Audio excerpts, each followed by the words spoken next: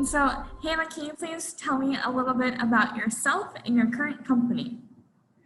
I'm happy to do so. So the first question people ask me is always, where does your funny accent come from? And so I always start out telling that I'm from Denmark, and I was born in the town of Hans Christian Andersen, the famous fairy tale author. And I bought a one-way ticket in 1990 and arrived in the US. I was first on the East Coast, and then a couple of years later, I moved on to Silicon Valley and arrived here in '94 when the Valley was still in its infancy. I was very fascinated by the technology, and I've always been associated with things that are very physical, manufacturing and supply chain. And so combining those two things really got very exciting for me. And in '97, I and a group of supply chain technologists started ALOM. And today, ALOM is working and shipping out of 19 locations globally. We're still headquartered here in Silicon Valley in Fremont, in the innovation corridor. Just a stone throw from Tesla and a number of other companies. And one fun fact about the company is that we are headquartered in the same building where Apple had its first manufacturing plant. So wow. yeah, so it's really a historic location. But yeah, we do supply chain management, and so it's really outsourced supply chain management. We are a mid-sized company in the space. We work in the automotive, medical, technology, very regulated industries. And we are very busy with everything from procurement, VMI, production, in-house production or outsourced, and of course, distribution fulfillment.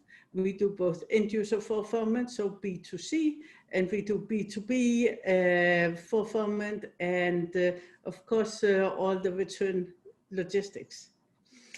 And when you think about it, it's not just the physical supply chain, because historically that's what we used to do, is the physical supply chain, but it's also the digital supply chain and the underlying financial supply chain. And it's one of the things we can talk about here at our time together, is how to make those three supply chains really gel together, because that's what excites me and is what I'm spending a lot of my time on. Right. And then ALOM is a majority women-run company, right? That's correct. We're certified woman-owned, and I'm very active with the Women's Business Enterprise National Council and the local partner organizations here in California. We have Webeck Pacific, but I'm also involved in the other locations where we are active. So we have a facility in Indiana, and that's Webeck Great Lakes. And we have, of course, international facilities, and that's through WeConnect. So very active in that context. And also working a lot of other women's courses, but also generally very involved in industry courses. And I think that's very important. And it's important for women to support each other, but it's also important to be part of the overall community. Right. And so how does being a part of some of those industry organizations help help you with making decisions at ALOM? Oh, many different ways. So I'd say here during the pandemic, following what was going on, I mean, there was so much information, but it was so confusing to funnel it. So getting information from top level sources was really important. Getting it filtered so that it made sense for us, really important. But also the peer network where you get the support from each other. So that I think is a very key element. The other element is, of course, giving back. So you want to give back to that community and help others through it. It was one of my personal goals here during the pandemic. I set 6 goals at the outset of the pandemic, and one of them was to be part of the solution to the pandemic and also to help others through this pandemic crisis. So I feel it's very important to give back. And I'm on the board of National Association of Manufacturers. And certainly in that respect, it's very important to have information flow from companies that are feet on the ground and know what's going on, and to the politicians, because we cannot have our politicians make decisions in a vacuum. And then, of course, having people who believe in you and want to cheer you on is always fantastic, and is one of my big motivations every day. Oh, that's great to hear. And so, Hannah, you have won the Pros to Know award several times. What attributes do you think a pro to know should have, as you would know? Oh, I think two things. First of all, you should know and follow what's going on. You should have a vision for what's going on in the future and be able to react to that.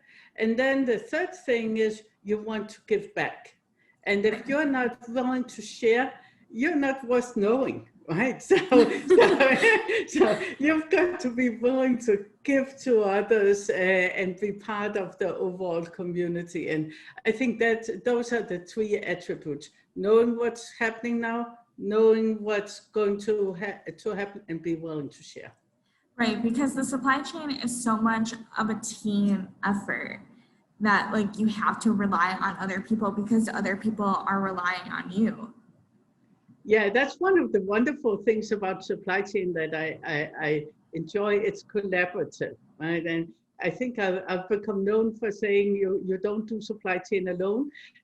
So it's a very collaborative effort, and it's very conducive to personalities that are collaborative by nature.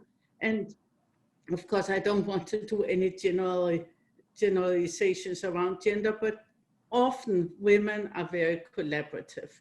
And so, and lots of men, of course. So it makes it supply chain a really fantastic opportunity, especially for women and for men who like to be very collaborative. I'm always comparing it to being in a big kitchen with lots of people working together and creating this wonderful meal and making everything come together just last minute, getting it all perfect and getting it served. And that's what we want to do over to the customers, right? So what are some things that you think people should know about the supply chain besides that it's super collaborative? First of all, young people should know that it's a fantastic career. We're going to be missing millions of people in supply chain over the next decade. It's a fantastic career to come into, and there are jobs at all levels, whether you like to work with your hands, whether you like to tinker with things, or whether you are a big thinker who like to do big picture planning. There are rooms in many different places. It's an ideal career, as I said, for people who like to collaborate, but also people who like to think on their feet or be great planners. It's such a wide variety of jobs. So and people who like technology, right? So I always tell young people, go into supply chain, right? What should other people know about supply chain? Apart from it being a collaborative sport, it is a team sport. And I think collaboration really is key, because it makes, there's a lot of research showing that the more collaborative you are in your supply chain, the stronger you come out of it. And I mean, we saw it at the beginning of the pandemic, when there were organizations who went and said to the suppliers, now there's crisis, so now we're not paying you in 120 days. And that's like punching people in the nose. I mean, nobody wants to be in that situation. And then there are others who go and say, listen, we want to help you through the crisis. How are we doing that? And guess what? Somebody becomes the most preferred supplier and somebody becomes the most preferred customer in those situations. And being in that situation is one of the strengths. It's one of the strengths that I'm trying to build at ALOM is, being the most preferred customer. So it's that when our suppliers, production lines are running at 100% capacity, and some they go, we cannot squeeze another order in, they will still make it come true for us, right? And the same over to the customer, and the same over to our staff members, right? We want to be the employer of choice, and the reason is that it's such a competitive market to attract the best, and because we are the quality leader, we want to always where people can succeed and grow and be whole people. I think that's a key in that respect. Mm-hmm. And then I think, I know we probably are talking more about that later, but the relationship with technology and supply chain is just so fantastic. The development and so there's so much excitement. Right. And then I think people need to understand how dynamic supply chain is, right? Mm-hmm. The constantly changing supply chain going on. So lots to love about being in supply chain. All right, so let's talk about it. You're glowing whenever you mention technology. So why do you think technology is becoming increasingly more important to the supply chain? So, technology has always been important to supply chain, but what has happened is complexity in supply chain has grown and grown and grown. And it's actually, for many years, complexity grew faster than technology. And that was a big concern for all of us, right? Because people were using spreadsheets, and they were using big systems that were not sufficiently dynamic to deal with the changing complexities. And so what's happening now is technology is finally going at a faster rate than the rest, than the complexity.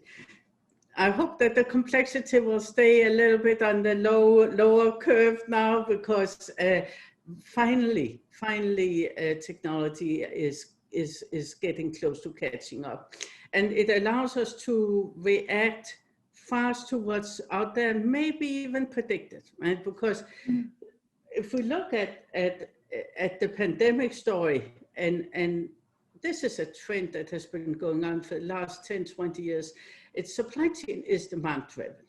And we saw it shift even more here during the pandemic. All of a sudden it was demand driving the supply chain. And that caused some really big shifts, right? I mean, there was a famous toilet paper crisis, right? Where we all of a sudden, and never have I been interviewed more about toilet paper, right? Where the channels were wrong, the formats were wrong, etc., because people all of a sudden started using toilet paper in their homes. But it translated into a lot of different food items and home electronics and home offices, and just a lot of shifts going on that impacted deep into the supply chain on tier 2, 3, 4 level in many companies. And so that demand shift really, the more we can predict that, the better off we are. The earlier we can detect that there's a change, the better off we are. So being able to deal with demand shifts, either by having better visibility or by having more agility built into the supply chain, is really important. So if we saw anything during the pandemic, it was well, it was nice to have conference software, but it was even nicer actually to have all the different tools that allowed you to see what was going on and react really, really fast. Having that nimbleness and agility caused by better visibility and better systems really became a competitive advantage. And as a consequence, actually, a lot of the supply chain people became the heroes.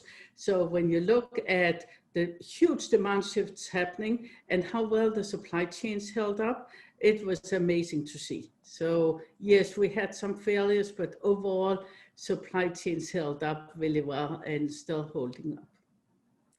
We'll never break. The supply chain will never break. We will only bend. We saw some breakage, but yeah, but it's certainly, I think, both in terms of being really fast at reacting and also having risk mitigation strategies in place. A lot of supply chain professionals did really well. And you know, the other thing that happened here during COVID or during the pandemic was, of course, all the geopolitics that's disrupting the supply chain also. And so you had that convergence happening where there's political border crossing issues combined with the pandemic issues. So you had demand shifts going on and you had supply problems going on. So, you know, I'd still score supply chain professionals overall an A. Are there some who are maybe not getting that higher grade in certain companies? Maybe. Well, everyone did work very hard. I think it's so crazy to see how when the pandemic first started, how fast technology was rolled out too, because it seemed like a lot of companies were just like teetering on the edge of being very technology based. And then once the pandemic happened, they're like, okay, we're really going to go for it. And it just really jumped in on it. Yeah, so installation can be really hard and time consuming, etc. But I think it's all about data and data feed and thinking about what the importance of data and which data really make a difference for you. So when we went on, so we've always been into data visibility. I'm boasting and I'm maybe stretching the truth. I don't know, but I think we were the first ones ever to put up customer portals back in 1997. And yeah, I mean, in the industry, it was just not done in 97. People barely knew what the web was, right? And today in our current journey, we have this BI system that we are making available to customers and internally, and we're using it a lot to get data out. But you know, you don't want all the data. I'm always saying, don't give me data I cannot use. Right? It's data. You know, it needs to be correct, reliable, valid data, but it also needs to be relevant. And by relevant, I mean stuff that I can use to make decisions. And then I need to get it really fast. And the faster I can get better data, the better decisions I can make, and the more competitive my company becomes, but also the more competitive our customers become, because we are facilitating and running their supply chain. So as we are really ramping very fast or changing course for them really fast, we are able to help give them a competitive advantage. So one example here during COVID, I mentioned that one of my pandemic goals was that the company needed to be part of the solution to the problem. Right. So we have very deep domain expertise in producing testing kits. And so it was obvious that we needed to do a lot of testing kits as a community in order to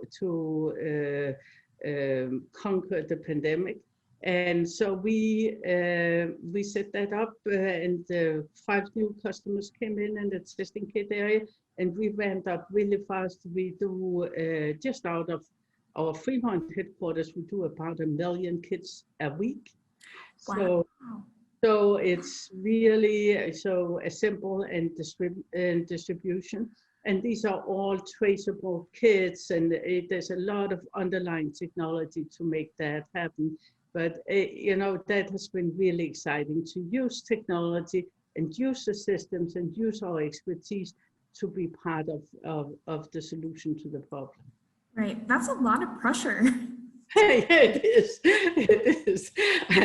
Yeah, it's we've all been pulling our hair out at different points of time, but I've got really good staff. I mean, I can't say enough about my staff and the way everybody has been pulling together. And you know, in the end, every single person who shows up and stays on the production line to get the kids out, you know, they are real heroes.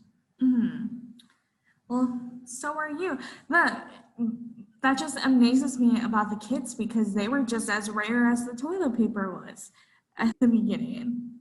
That is correct. And it's both, I mean, again, if you look at our contribution, it's both the sourcing of the elements going into the kit. And so we have really strong sourcing staff, and then of course assembly and distribution and the full traceability throughout, which is part of the digital supply chain that, you know, everybody should be really excited about and think a lot about how you take that physical supply chain and the digital supply chain and you make them parallel and traceable. Mm-hmm. And so I know that you work with a lot of students, right? Yeah, so we take interns in when we can. Yeah, we like to have interns. It's been challenging during COVID, and you know, unfortunately, had to disappoint some of the overseas people who like to work with us. But sorry, I interrupted you. No, that's okay. But what advice do you have for those that are first entering the supply chain industry? Go in a place where you can learn a lot and see all the options and opportunities, right? I mean, you know, I'm still learning. Everybody needs to be learning their entire life. But I think when you start out a career, learning and understanding the industry, where you see the opportunities and what excites you is really important. So find a place that's a learning environment where people will share with you and will take time to explain how they see the world, and you can apply your own filters, right? And think about what makes sense to you. And you know, of course, we've all been very bound to our homes the last year, but it is a global world, right? So go out there and look in different corners of the world. There's so much to learn these days. It is supply chain is very global. So go out, especially before you start a family and things like that, and try different things and just keep an open mind, and then be very collaborative and don't be shy. I always say, you know, very important to be in an environment and not be shy about it. Right. And then, Hannah, we are running short on time, so I just have one last question for you today. How does it feel to be named one of SDCE's pros to know? Oh, fantastic! You know, I mean, it's always fantastic to feel this peer recognition and feel that your knowledge is being valued. But that being said, you know, I really think my staff is always making me look fantastic, and so I'm really grateful to them for everything they do to make me look good, and I'm happy to help out in the greater community and see what I can do to help others and pay it forward. So, but thank you for the honor, and I was really appreciated being here today. Oh, no problem. It was great being able to talk with you, Hannah. I really appreciate it. All right.